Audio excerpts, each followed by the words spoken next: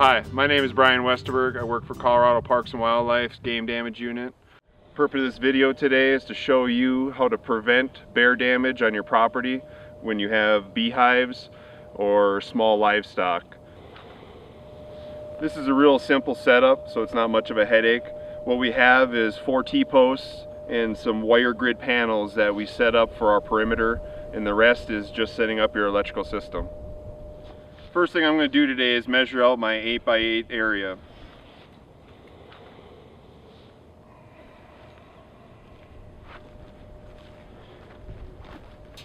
To keep your fence from grounding out, we need to cut all the weeds around the perimeter. That way it'll be well maintained and it won't ground out.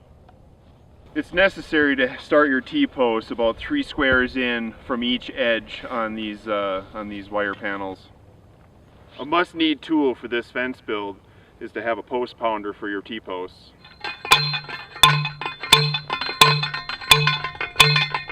These T-clips are plastic insulators that are used to keep the wire grid panels away from the T-posts from grounding out. We need to hang 3 on each T-post and line them up with each line on the grid. First, while installing the insulators, we need to line up our grid so we know where to put the insulators. We want the bottom to be about 3 to 4 inches off the ground. These T-clips aren't the easiest to put on, so what you got to do is you want to put the corner of the T-clip or the T-post right on this corner here. Just like this, put it on the side like that, and then you just turn it on until it clicks in. And then lastly, you want to get this back piece to click in, so you just push hard in the center of it and it'll flex right over. So what we're going to do now is we're going to lift up this panel and we're going to hook it onto the top row. That way I can set up the next few T-clips.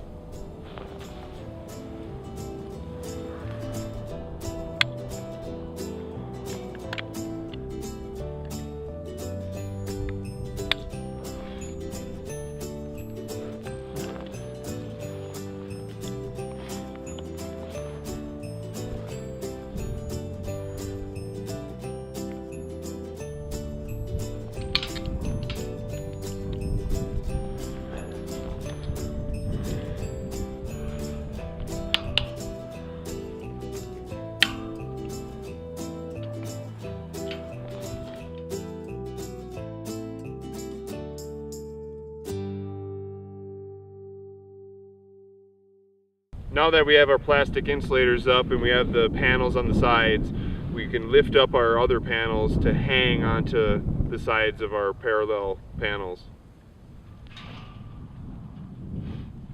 What we're going to do now is we're going to hog ring these corners with about 3 to 4 hog rings on each side. With these hog rings now we're going to latch onto these corners, bringing both panels together. That way they'll be nice and tight and they won't fall off. Channel locks or an actual hog ring specified tool are the best to use for putting on these hog rings on the corners.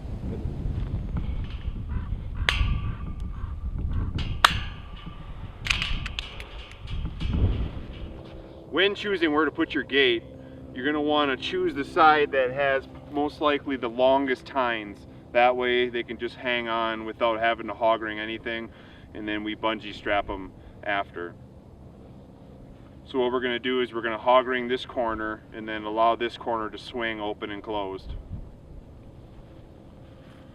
Because this is the corner to my gate, I'm going to put a couple extra hog rings if I have them. That way I'll use as many as I can to make it stronger, since this one's going to open and close.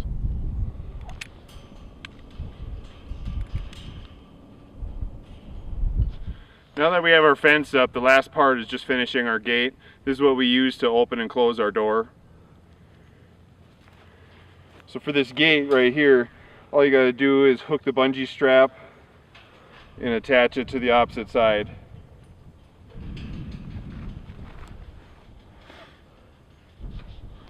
Now to electrify our fence, these are the components that we're going to need to do that.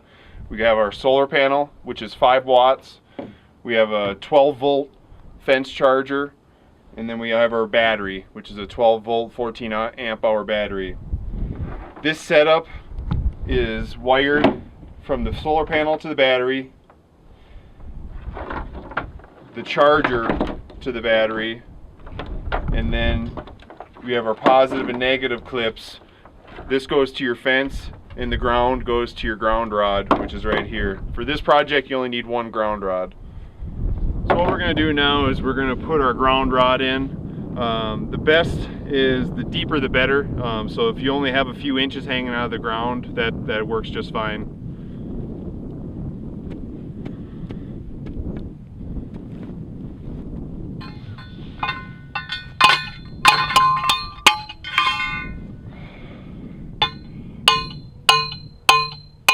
This part is optional, but I suggest this way because I know it works well. What I'm going to do is put a T-post in the ground, or you could use a wood post, any type of post that you could mount, say something like this on, where I could hang it just like this and then attach my solar panel right here so that it's in direct sunlight throughout the day. And then also below this I can attach my my charger for my electric fence. So what I'm going to do now is I'm going to drill some screws in to hold my solar panel from falling off. That way it's mounted onto this platform.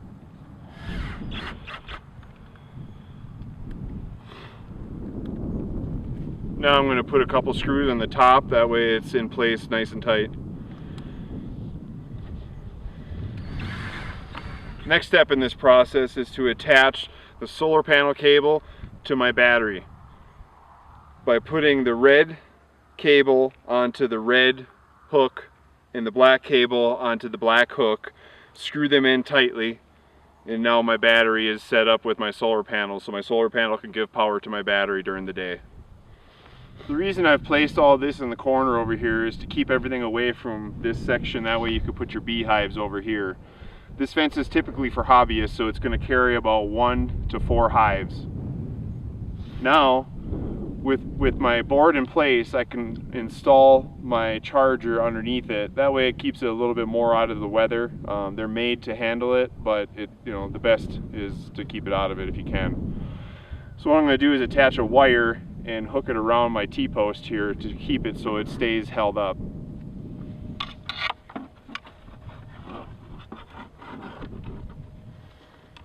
So what we're going to do now is we're going to attach these to our charger.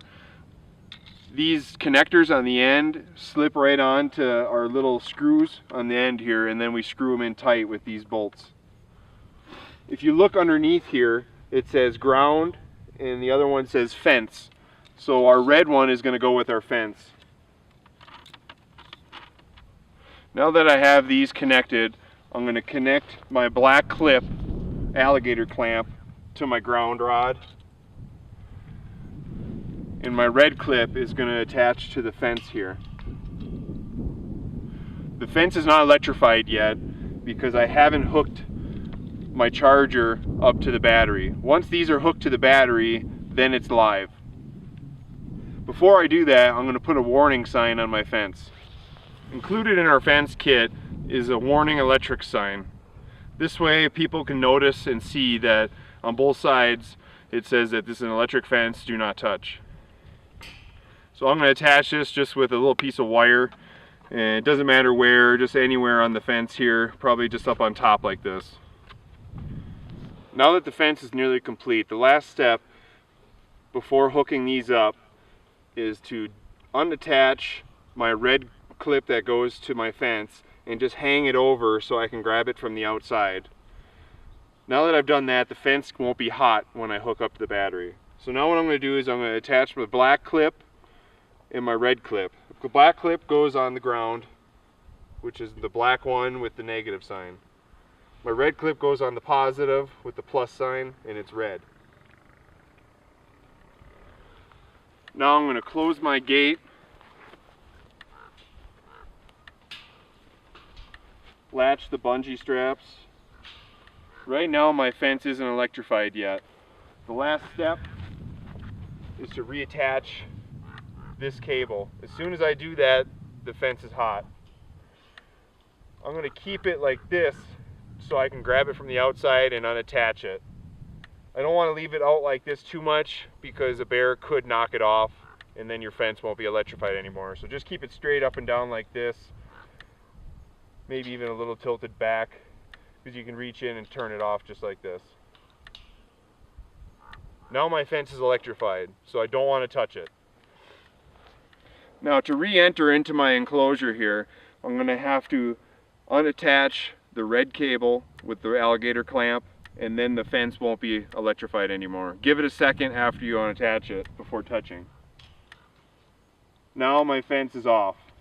Make sure not to touch any metal on here, because I just got zapped.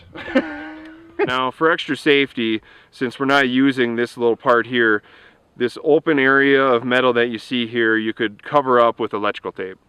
That way it won't give you a shock if you touch it. There you have it, folks. This is a completely assembled 8x8 bee yard. Nice and easy. All you have to do, if you're having any problems, you can call us at CPW Game Damage Unit.